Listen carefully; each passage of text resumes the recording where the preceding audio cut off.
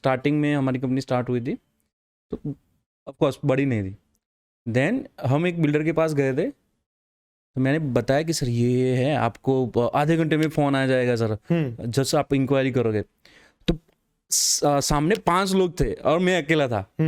उस टाइम पे जो आधे घंटे मुझे जो हुआ था परेशानी, प्रेशर कि क्या जवाब दूं, कैसे उनको हैंडल करूं, राइट, ऐसे पसीना छूट गया था मेरा। राइट। तो उस टाइम पे कैसे हैंडल करें? सो उसमें ऐसा है कि ये जो आपने जो बोला जो प्रॉब्लम है, एक्चुअली कोई भी जो नया बंदा सेल्स में जाता है रियल एस्टेट में, उसको ये चीज होती ही है, उसमें कोई बड़ी बात नहीं है। It's a very normal thing to happen, because क्या होता है कि लोग दूसरे बिजनेस में क्या होता है, मोस्टली 1-on-1 सेल्स होता है, बट इन रियल एस्टेट क्या होता है, लोग अपनी फैमिली के साथ आते हैं, कई बार लोग एक्सपर्ट्स को लेके आते हैं साथ में, या फिर डेवलपर्स को लेके आते हैं, या इंजीनियर्स को लेके आते हैं, और उस टाइम पे काफी टेक्निकल सवाल पूछे जाते हैं, काफी सेल्स के रिलेटेड सवाल पूछे जाते हैं।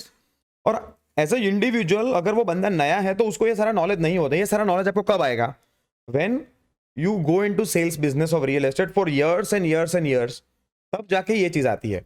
मैं जब पहले सेल्स में घुसा था तो मुझे भी यही प्रॉब्लम होता था, बट अब now as I am 10 years, मेरा 10 साल हो गया है सेल्स के अंदर ही, रियल एस्टेट सेल्स में ही, तो अब मेरे सामने 10 या 20 लोग भी बैठ जाएं, मुझे फर्क नहीं पड़ता है, because I know I can handle each and every person individually. अगर 2-3 लोग मुझे साथ में भी क्वेश्चन पूछेंगे, I know the tricks how to handle them one by one. तो ये सारी ट्रिक्स जो है आपको एक्सपीरियंस से आती है, कोई बुक पढ़ने से या कोई कोर्स कर लेने से नहीं आता है। इट ओनली हैपन्स अगर आप रियल एस्टेट सेल्स में जाते हो और वहां पे टाइम बिताते हो। Real estate sales is like swimming. आप कितना भी थियरी पढ़ लो, आपको स्विमिंग नहीं आएगा जब तक आप पानी में नहीं कूदोगे तब तक। So it is like that. तो अगर कोई भी बंदा है जो रियल एस्टेट सेल्स में जाना चाहता है तो इस बात से मत डरिए, क्योंकि ऑलवेज अगर आप नए हैं तो आपके ऊपर कोई ना कोई सुपीरियर तो होगा ही जो आपको गाइड करने के लिए रेडी रहेगा।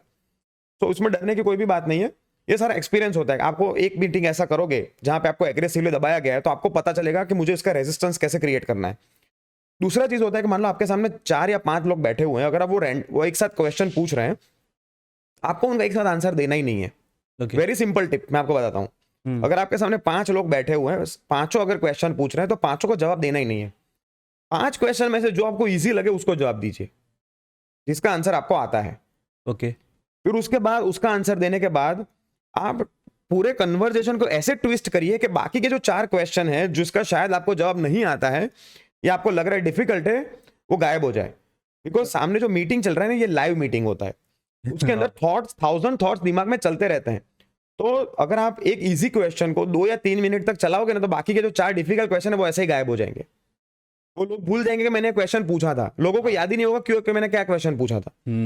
तो ये एक बहुत ही सिंपल ट्रिक होता है लोगों को, इसको मैनिपुलेशन टेक्निक कह सकते हैं। आप अपने सामने बैठे 4-5 लोगों को मैनिपुलेट कर सकते हैं। अगर मेरे सामने 10 लोग भी बैठे हैं, अगर 10 क्वेश्चन पूछ रहे हैं, I can manipulate the conversation in such a way कि जो आंसर मुझे आता है या जो आंसर मैं इजी दे सकता हूं या जो आंसर मेरे लिए फेवर में काम करेगा, उसी आंसर्स को कैसे लंबा खींचा जाए और उसी आंसर में से ऐसे उस तरह से उसको आंसर देना है कि एट द एंड ऑफ जब मेरा टॉक खत्म हो, मेरा जो मैं बोल रहा हूं वो खत्म हो, तब तक उसी में से नए क्वेश्चंस क्रिएट हो जाए। तो ये क्या होता है, एक मैनिपुलेशन टेक्निक होता है जो आपको एक्सपीरियंस से ही आएगा। हाँ, वो तो या तो आप किसी एक्सपीरियंस बंदे के साथ पूरे दिन रहिए, उनकी जो मार्केटिंग होती है, वो जो कैसे सेल्स करते हैं उसमें से आप सीखिए, या तो आप खुद के एक्सपीरियंस से सीखिए। ये 2 ही तरह से आप सीख सकते हैं इस चीज को। क्योंकि कई बार होता है सर कि 5-6 लोग बैठे होते हैं सामने एंड सडनली वो बंदा प्रेशर में आ जाता है। It is very normal, specially in terms of negotiation. मतलब नॉर्मल जब आप प्रोजेक्ट एक्सप्लेन कर रहे हो तब ये इतना प्रेशर नहीं होता है। बिकॉज अगर मान लीजिए मैं नया हूं, मुझे सारी चीजें रियल एस्टेट के बारे में या प्रोजेक्ट के बारे में नहीं पता है, कोई अगर मुझे ऐसा क्वेश्चन पूछेगा जिसका मुझे आइडिया नहीं, तो मैं क्या बोलूंगा कि सर इसका मुझे आइडिया नहीं है, मैं जरा मेरे मैनेजर्स को या सीनियर्स को पूछ के मैं आपको इसका रिप्लाई कर दूंगा, मैं नोट कर लेता हूं आपका question. But when you are in negotiation, जब नेगोशिएशन करने बैठे हो तब ये चीज नहीं चलती है। उस टाइम पे आपको काउंटर अटैक करना पड़ता है। यस। सो आपके लिए आपके पास वो स्किल्स होनी चाहिए, काउंटर अटैकिंग स्किल्स होनी चाहिए, लिसनिंग स्किल्स होनी चाहिए आपके पास, पूरे मैन्युपुलेट कैसे करना है पूरे टॉक को, ये स्किल्स आपके पास होनी चाहिए, और आपके प्राइसिंग को कैसे जस्टिफाई करना है वो स्किल आपके पास होनी चाहिए। तो ये सारी स्किल्स आप ऑन बाय द टाइम आप डेवलप करोगे। आप एट अ स्पॉट या 2 साल में 3 साल में आप डेवलप नहीं कर पाओगे। आपको 3-4 साल 5 साल 6 साल जब आप कंटिन्यूअस नेगोशिएशन करते ही रहोगे तो ऑटोमेटिकली ये सारी स्किल्स आप में डेवलप हो जाती है। मतलब कोई भी एक फील्ड में रहना पड़ता है। सेल्स Yes, आप सेल्स में आप जाना चाहते हो तो आपको सेल्स में 3-4 साल तो आपको निकालना ही मिनिमम 5-6 साल तो मिनिमम जाना पड़ेगा, तभी आज मैं 10 साल के बाद I can call myself a sales expert. अगर मैं 2 साल 3 साल में हूँ, I can not call myself a sales expert. मुझे 5-6 साल 10 साल हो गया, मैंने आज तक मान लीजिए कम से कम 500 से 700 फ्लैट्स मैंने बेचे हैं। उसके लिए मैंने 3,000 2,000 3,000 2,000 2,500 जैसी नेगोशिएशन मीटिंग्स करी होगी। उसके लिए मैंने कम से कम 4,000 जैसे नॉर्मल क्लाइंट मीटिंग करी होगी, तब जाके आज आई कैन से कि मैं सेल्स एक्सपर्ट हूं, because I have seen almost everything, I have seen almost all kind of clients, कि मुझे कभी बार मुझे पता चल जाता है कि नेक्स्ट क्वेश्चन कौन सा आने वाला है, but that is only because I been in this situation, been this in industry for quite a long time. आज भी मेरे एक्सपीरियंसेस ऐसे होते हैं कि कोई नया ही बंदा आ जाता है, कोई नया क्वेश्चन आ जाता है, but that happens very rare. 10 में से 2 लोग मुझे ऐसा बनते हैं कि नए लोग मिल गए, बट 8 लोग तो मुझे पता है कि जो मेरे पास्ट एक्सपीरियंस में से वैसे ही आने वाले हैं। तो ये चीज़ है जो आपको एक्सपीरियंस से ही आएगी। आपने कब स्टार्ट किया है ये रियल एस्टेट? सो बेसिकली मेरा स्टार्ट हुआ 2010 में, but 3 years I was with a real estate company.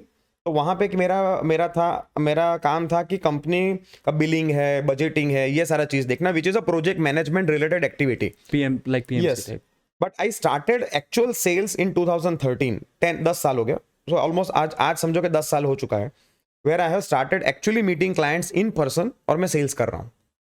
क्योंकि बंदा जो भी सेल्स कर पाता है ना, वो कंपनी आराम से चला पाता है। यस एग्जैक्टली, बिकॉज कोई भी कंपनी मान लो दुनिया की, अगर आपका सेल्स नहीं हो रहा है वो कंपनी डेड हो जाएगी।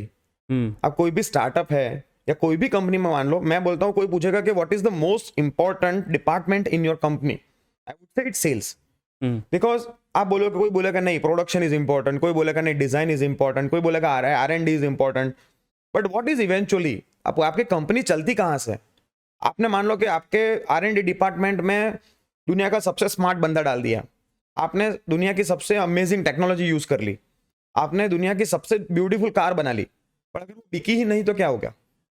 कहाँ से पैसा आएगा? जो आप इन्वेस्टर्स हैं उनको पैसा कैसे वापस करोगे? अपनी कंपनी कैसे चलाओगे? So the most important factor is sales. अगर आपका सेल्स में मास्टरी है, अगर आपकी कंपनी का सेल्स पावरफुल है, then your company can grow exponentially and there is no limit.